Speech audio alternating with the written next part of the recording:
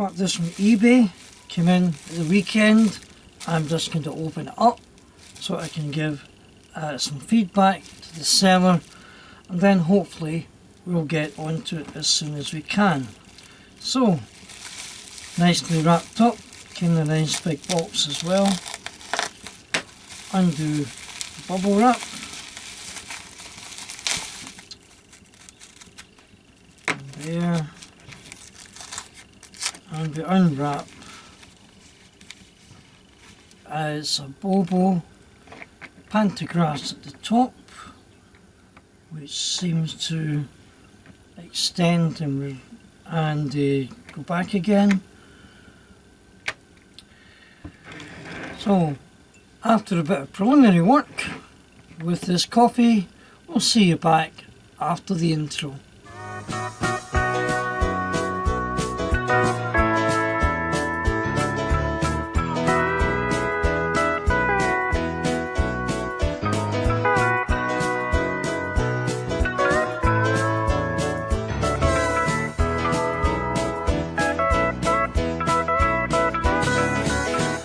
Hi there YouTubers, and welcome to another N-Gauge servicing video from Source 6233.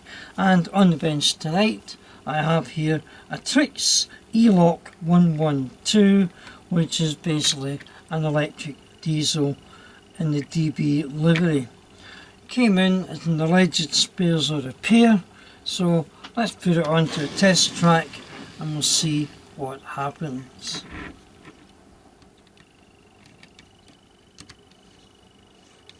Right, so applying a little bit of voltage, a lot of voltage, and not much happening. So we really want to get inside and see. But before I do, there is one thing I do need to test with these locomotives. This little red cap screw is a switch between the track power and the pantograph power. So I'm just going to change it, see if I can feel which way switch. Usually a 90-degree turn, and let's try some voltage again.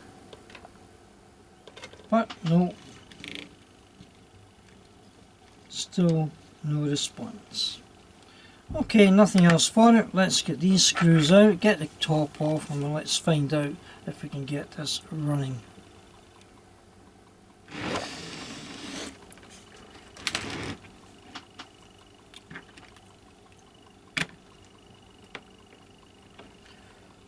Two screws at the top, countersunk.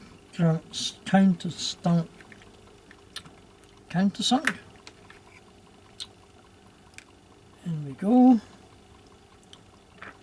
Keep them to one side. This is our track, as a locomotive power switch. Put that away. We'll work that out later on. And right away I see this old diode block, which often gives trouble. So I have to bridge this here to apply power. I'm just a quick look. That's okay there. So at least it's complete. I got one of these in. You lifted this up and there was no motor inside. Right then. So my next port of call, make sure the armature turns fairly freely. Yep. And I'm going to try and apply power as close to the motor directly as I can to disconnect. Oops. This connection here and this one here.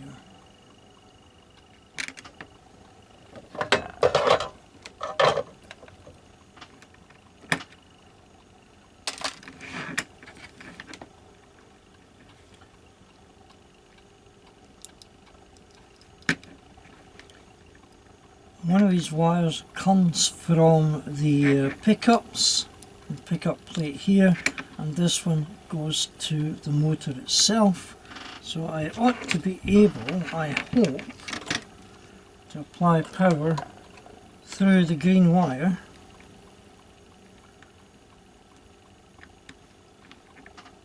Oops. And across the chassis terminal. Nothing much happening there, just a quick check in case I've got it wrong. No, not much happening there at all. I'm going to take the motor out. The motor is held in with these two brackets. They act as supports, and it's a good idea to take note of which way round they are. If you consider where the commutator is, on this support here there's a little pip, and that lines up the PCB through these holes here, and that is opposite the commutator. So if I remember that, it'll help me put it back in much easier. So I've loosened these screws, so this should come out. One end will come adrift. And you have to be careful because there is a connecting joint, universal joint part, and so you need to be careful. That's okay there, and this one comes out.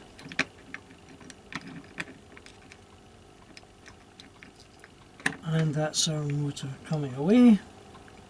One of these brackets is actually loose and the other is attached to the body of the motor, and this is the end that goes where the commutator sits, and that's the inside. You can see the pickups there onto the bogies. Put this there, and now I have my motor out.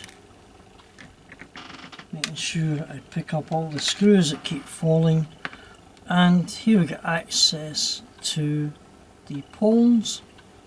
So a little bit of voltage there. Does this turn? Yes, it does. And you can see the motor itself is working reasonably well. So that's quite a low voltage. But one thing I did notice is that on this side, this connects to the drive gear. On that side, it was very loose, and that means that the drive won't get through to one of the bogies and makes it sluggish. So that'll have to be fixed on. Usually a bit of the old super glue helps. Right, so that'll be cleaned and lubricated. The brushes don't seem too bad. So before I do that, I'm going to have a look at the bogies. They are held in with these turret pins. Press through on one side, pull out at the other. The bogie drops out. So this will obviously have to be all cleaned up. It looks as though it hasn't been cleaned or serviced many a long year. Dirt in the wheels, dirt and grime there. That will have infused into the mechanism. Brass gears, so they're probably going to be okay. This idler wheel in the centre of the turret comes out. Make sure you don't lose it. Right, so that'll be cleaned up, and I'll do the same for the other turret. Drop this one out, and a similar state, kind of travel worn. These need cleaned up, probably just cleaned and lubricated. I don't get many faults with these mini Trix or Trix turrets or drive bogies, but they do benefit from a clean up and lubrication. So I'll get that attended to. At least the couplers are in good condition. This PCB is the pickup plate. The pieces here on either end are where the arms from the bogies slide, and that provides power from the track. So again, cleaning up, check for continuity. The motor brushes, the contacts we saw, connect against these copper spring leads, and that is your chassis connection there for one of the poles. This is the live pole. The red wire comes from the pickup up to the power transfer switch, back down through the green wire to the positive pole of the motor to complete your circuit. Okay, to remove the bulbs, they're held in by these sprung copper supports, inverted U's.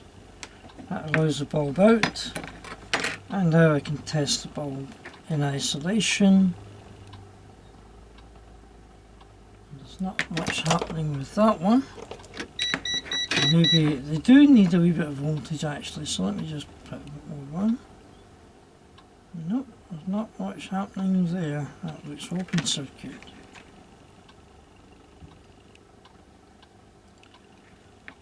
Okay, let's try the other one. Undo the hook, one side, slides out, and out comes the bulb. Oops.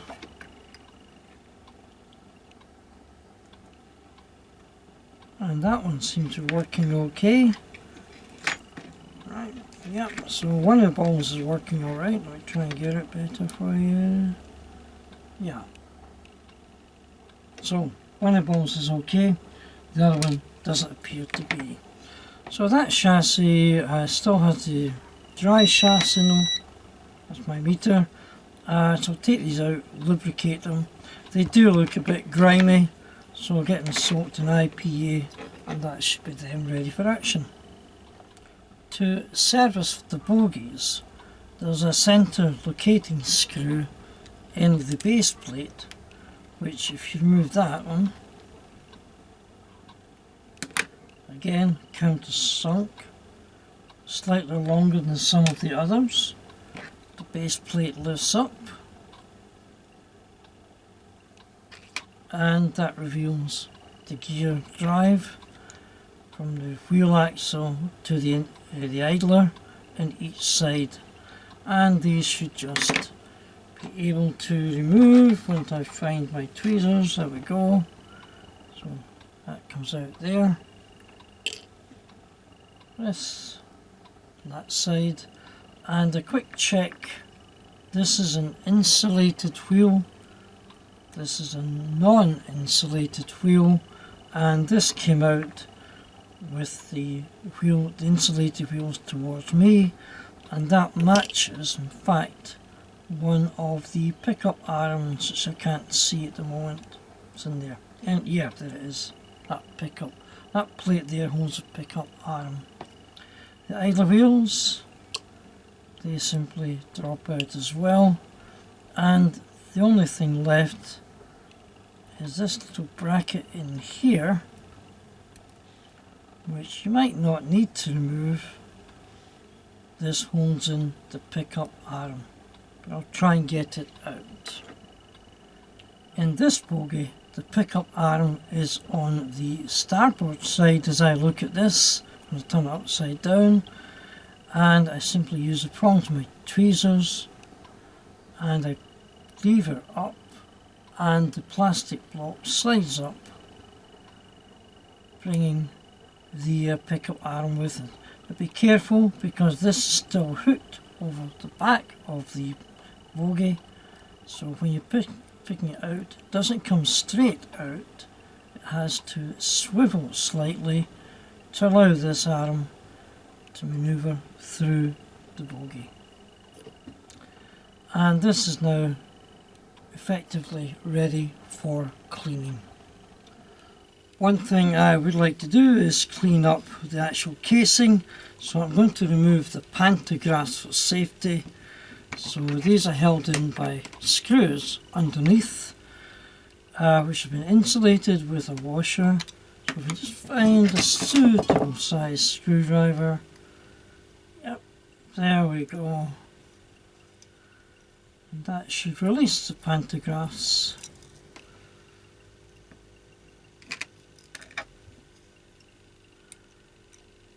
Keeping the screw in the washer safe. That's an insulating bush actually. Yep. And there. Oops. Undo the screw. Pantograph comes out. 2 pieces. Screw out. And the insulated bush. These fittings should probably just stay there. So I'll just clean this up with kind of soapy water.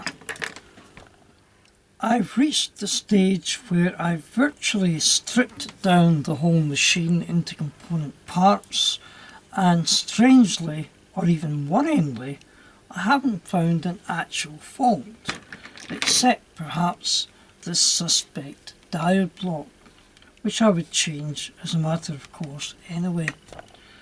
So I'm going to replace this with 2 IN4006s, and then I will start the rebuild, lubricating as I go, bit by bit, and hopefully have this running very shortly.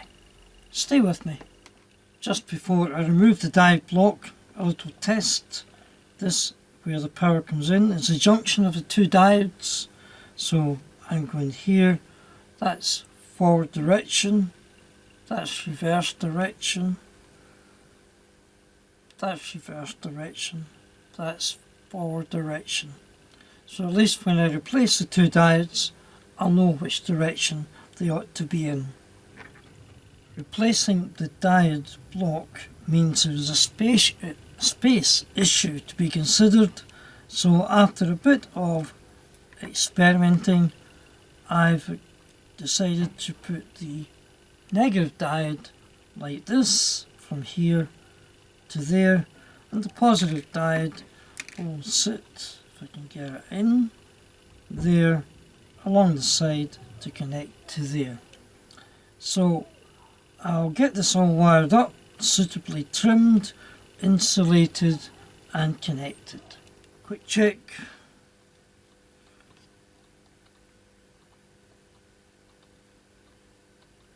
Take 2. Quick check. Forward. Open reverse. Oops. Open. Reverse. Okay, that bit's ready, and if I do a quick check across the diodes,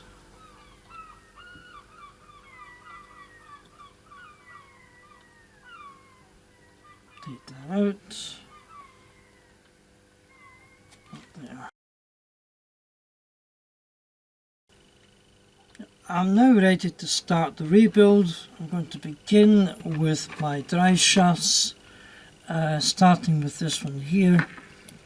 So if I can catch it, the drive shaft has a bearing on one end attached to the joint, the knuckle joint. So I'm just going to apply a little bit of oil onto this shaft, like so. There, and on this end as well. Here there is this little thrust washer over the edge. Oops, there, and the external bearing in there. Oops. And that assembly slides into the housing. The bearings sit into 2 cradles like so, and then just a bit of grease onto the turns of the worm screw, held in by this retaining plate and this cheese head screw in there. If I can find the right screwdriver.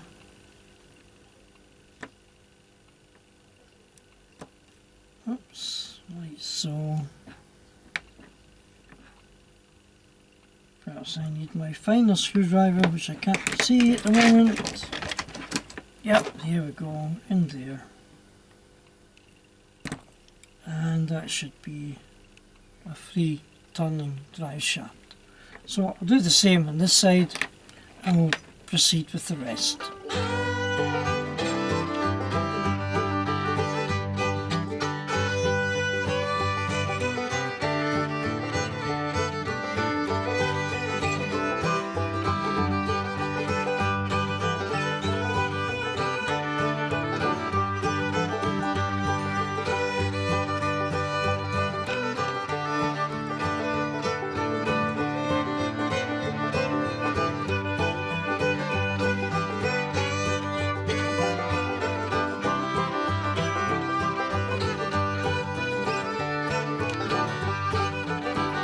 To install the motor assembly, first of all a quick check, make sure the motor's still good. Yep, and there's only about 1.5 volts been applied to that, so that sounds good. The pickup plate fits into this well, and when I disassembled it, I made sure I took note of the alignment of how these screws lined up with the connections here, and this earthing tab sits against the chassis just in there. So I'll drop this down. Incidentally, I've cleaned the contacts there, and I'm just going to apply some contact grease. Just whoops. Got to have this open ready. So just a little bit of contact grease there and there, and that'll work in with the wipers. So I shall drop this into the well. Make sure it's located okay. It protrudes underneath so the wipers can connect to the strips. That goes in there. If you remember, oops, the motor, when I put these two pieces in, there's a little pip on this bracket which goes opposite the commutator, and the commutator went in this direction. It's to my right, so that will drop in there. So just a little touch of oil onto the bearings.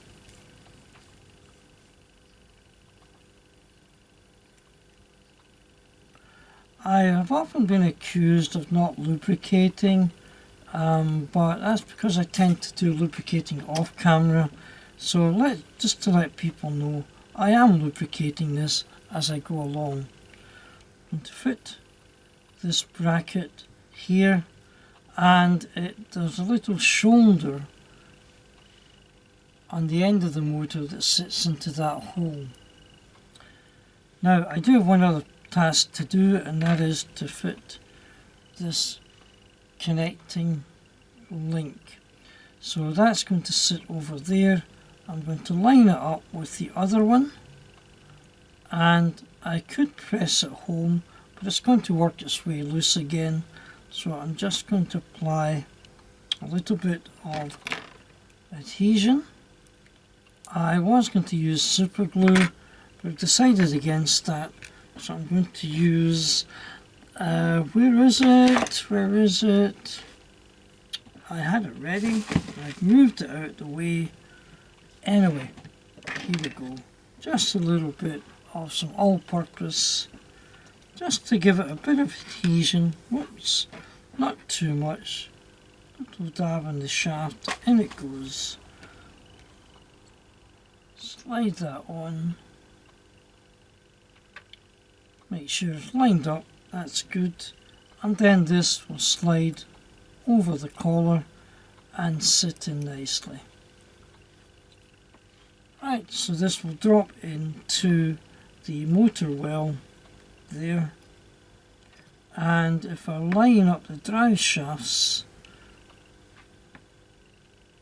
this should drop in sweet as a proverbial.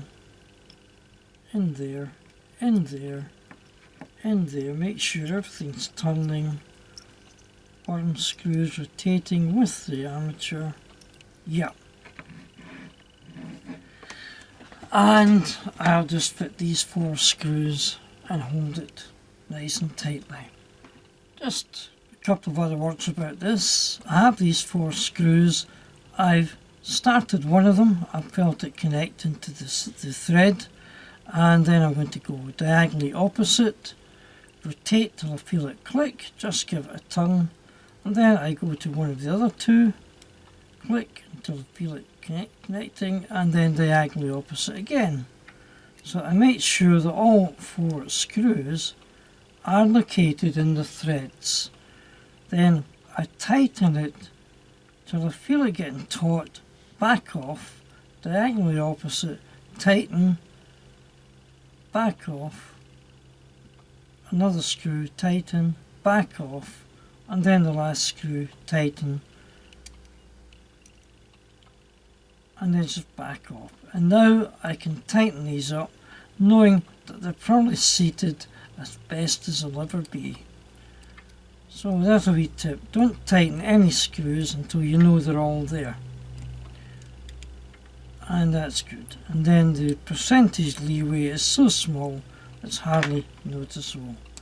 This is still turning freely, and I'm now in a position I could probably test this motor, because one connection is chassis, one connection is here, and that should allow me to drive the motor.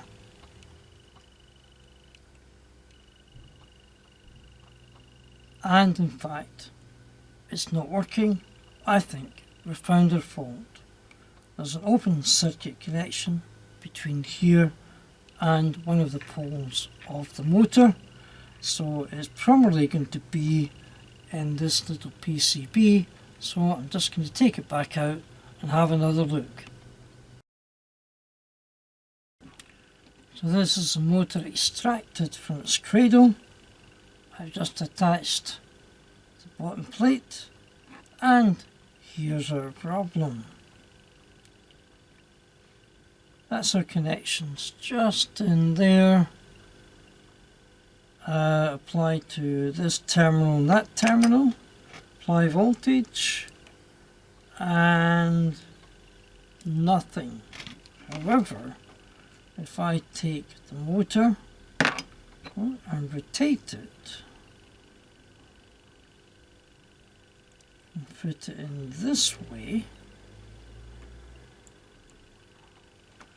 then apply the power, can you guess what's going to happen?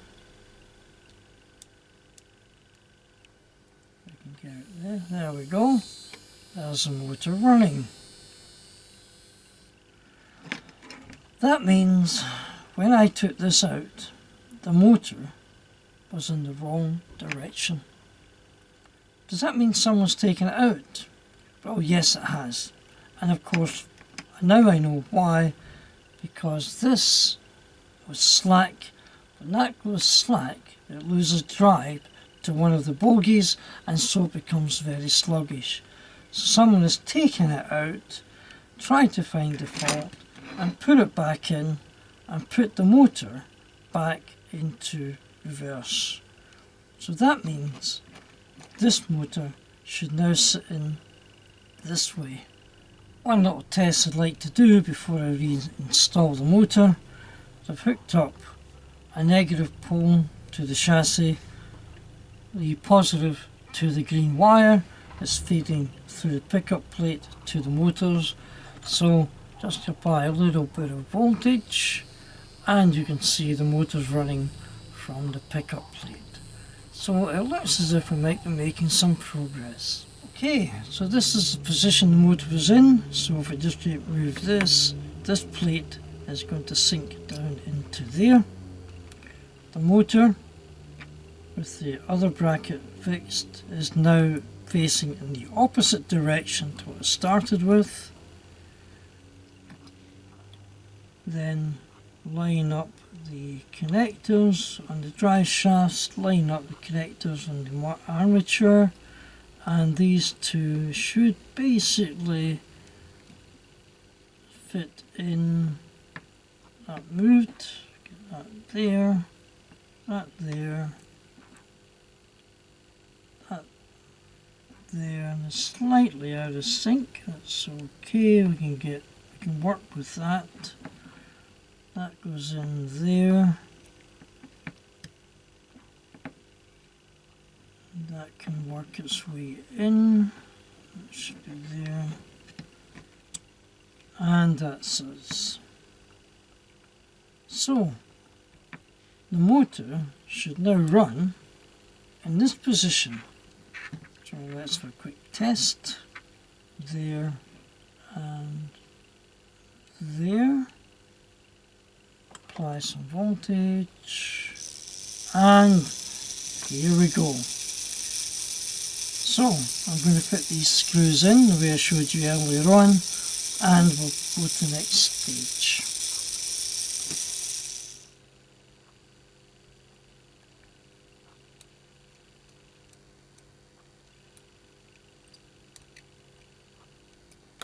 Screws in, connections made, power on. Ah yes, we're nearly there folks, we're nearly there. Now to just wire up the PCB on the roof, green wire feeds into the junction of the diodes.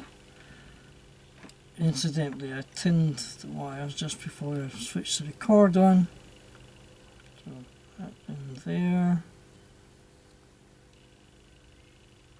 And the red one here. Yep, just like so.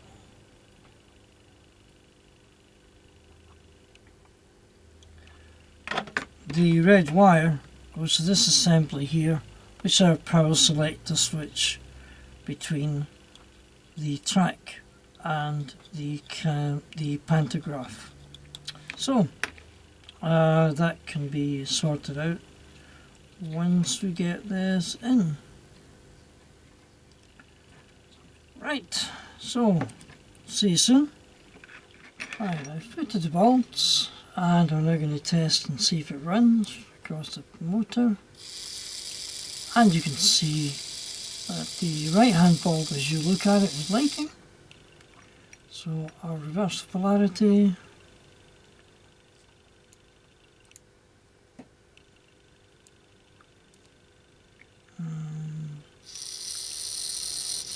And now the right hand bulb is lighting, so you're both bulbs operating when I reverse the polarity.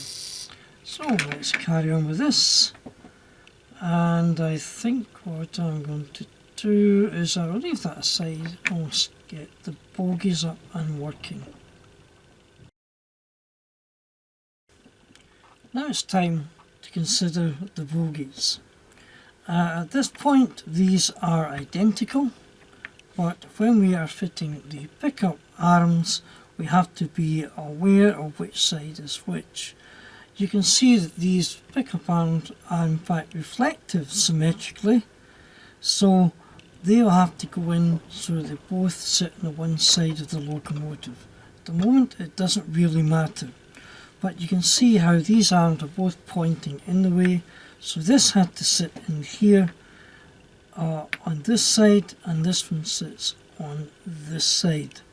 So the pickup is all done from one side of the locomotive. This goes in, hooks through the rear, and then sits into a groove just in about there. That should push down gently.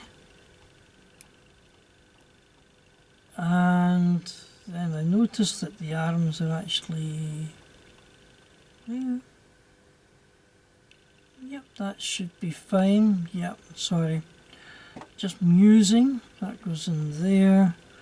There's a column that it sits over. It's a neat fit. It has to be quite tight. and that slides in, and the pickup arms are visible here and here.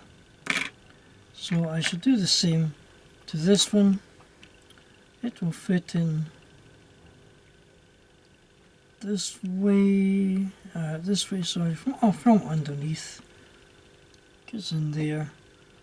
I locate it over this center support. It slides down quite neatly. I'm just going to make sure the pickup arms are visible there and there,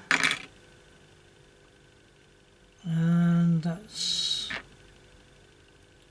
them both ready to go. This one needs a wee bit of adjustment in there,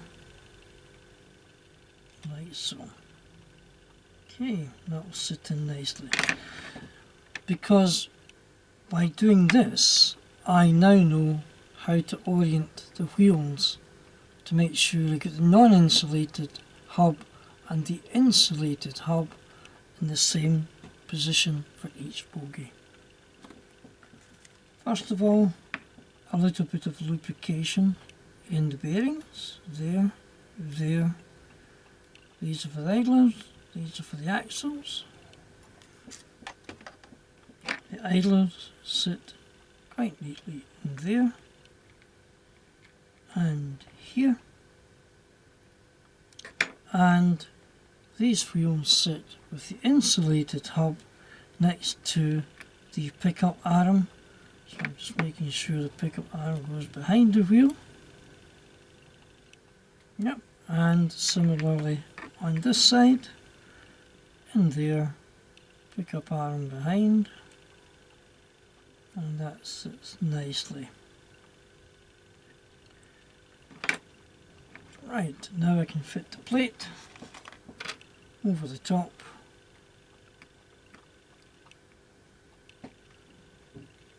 And held in place with the screw, which I did have ready. Here we go, and that will just sit in there.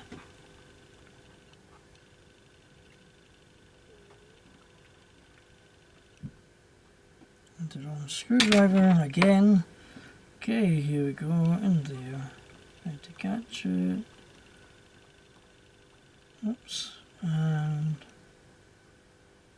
during rehearsals, these things work great until you press the record button. Right, and there we go. So, this should be free flowing. Yep. And if I put the intermediate idler in, with the turret pin, like so.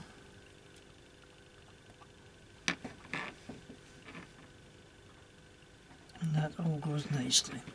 So just a little bit of grease onto the main idler wheel, and in the side idler there, and there, and that will just work its way through. So I'll repeat the process with this bogie, and then we'll be ready to put it into the locomotive. I've reached the stage where I can test it. So I've got it on track, I've got power applied to the track, but I've removed the idlers so it doesn't start shooting off in my hands. And I'm just going to make contact through this switch here, and if you make the best contact, there you have, it is running. One light's coming on, so I'm going to reverse the direction of the power. Running, and there's not best contact here, but I'll sort that later on. So it's now running from the track, so I'm going to kind of assemble it at this stage, and then we'll have a look at the pantographs. I'm going to conduct a couple of little tests. I'm just putting a wee bit of light pressure on the power selector switch in lieu of the spring, and turn the power on. It should move, and it does, and then into reverse, and the balls are working, and again you can see that it's fine. So this time I'm going to take the power selector switch and I'm going to rotate it so that it's at 90 degrees to the original position, get it in there, and now apply power and it doesn't work. But this time I'm going to apply external power as if it's going through the pantograph. So by applying power here, it runs, change the direction, oops, and the little switch came out again, just quickly put it back in, just trying to maintain that even pressure in there, and yeah, something's gone wrong, there we go, that's it working there. Change the direction again, and there we go. So it's now working in both tracks, both power selector positions. So it's time to put it all together again. I'm going to refit the pantographs. First of all, there's this little insulation bush. Oops. And that fits in there. Press it gently in. And that holds there. The two parts of pantograph, the base plate, the contact arms, which I'll just close. That should hold nicely. And then if I can try and drop the screw in,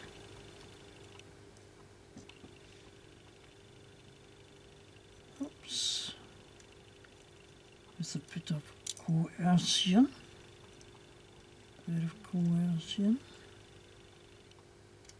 try again, put it in there, small screwdriver,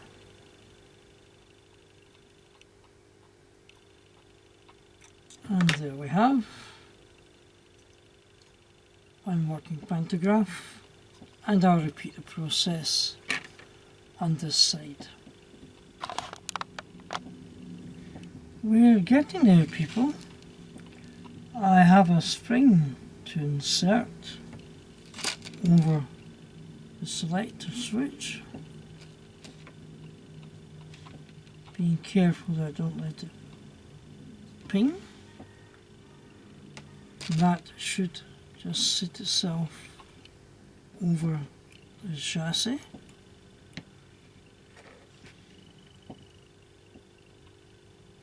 Trying to let it sink down. And gently, gently. Oops.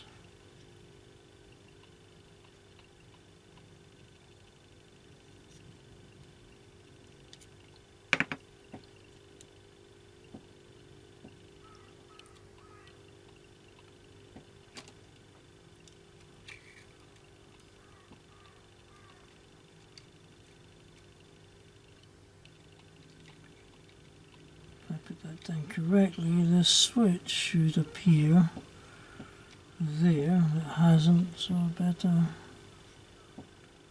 Alright, this isn't in properly.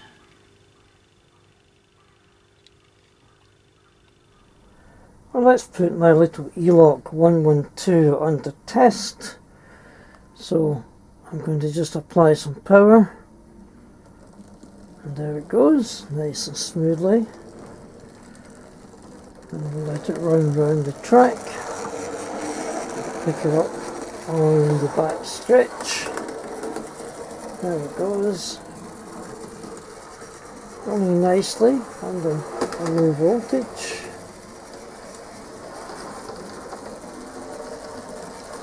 That's pretty good, that. Okay. So let it come round again.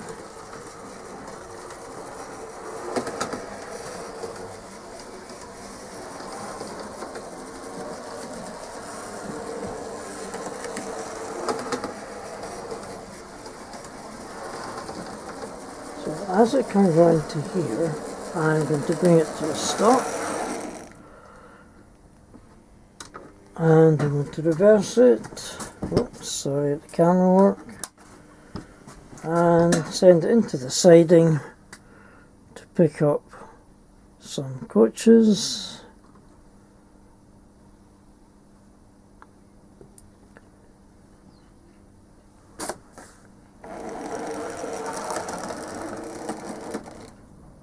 And it's still early in the morning, my tracks maybe still looking a bit oxidised, so let me just fix that manually.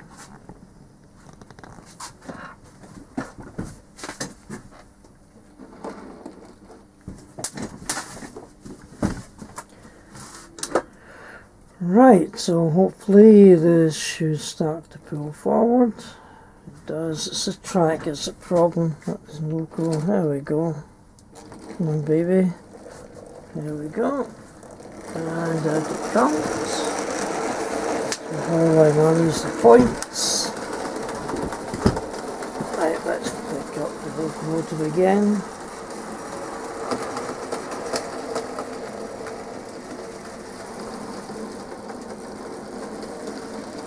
And the light's working. Let's hit the brake for the wheel. The coaches.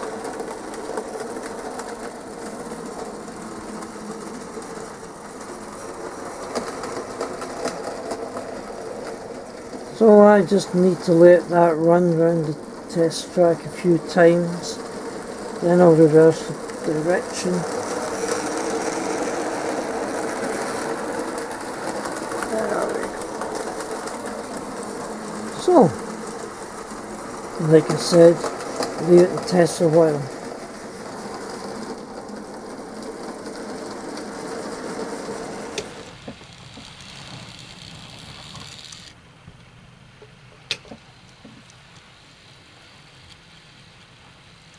As you can see, little Trix is running nicely in both directions without an awful lot of voltage applied.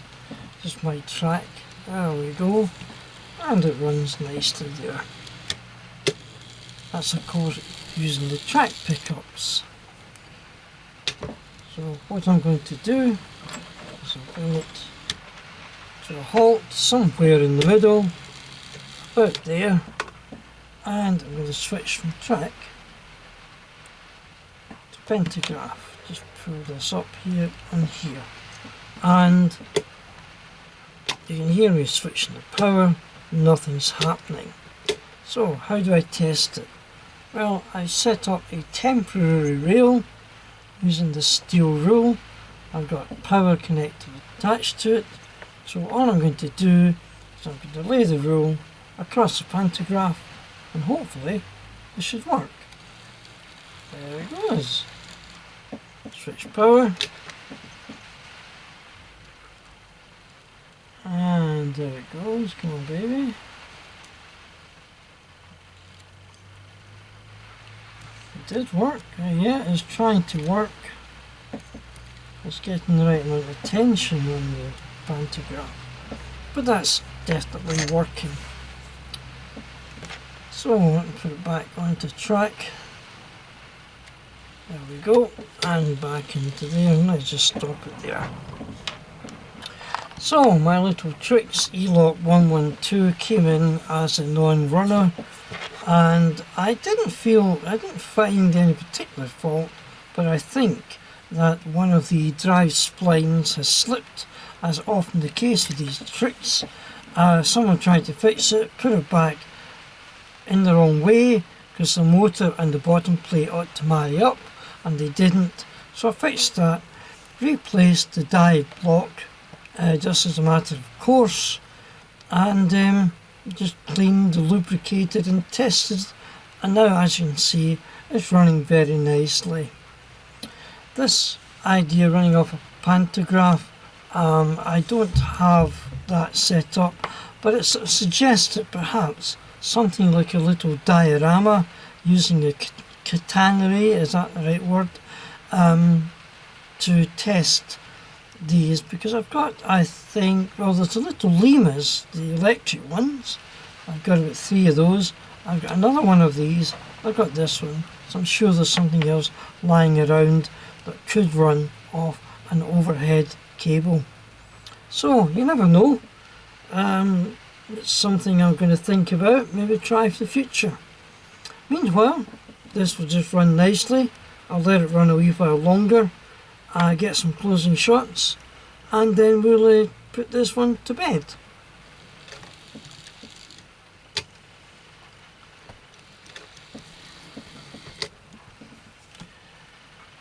Thanks for watching, everybody. I hope you enjoyed that. Please give me a comment and a like, and if you like more N-gauge repairs, you can always subscribe and just keep looking out. Sorry, I've mucked that one up, haven't I? But anyway, I think it's time for me to just quietly fade away and say thanks for watching, take care everybody, and bye for now.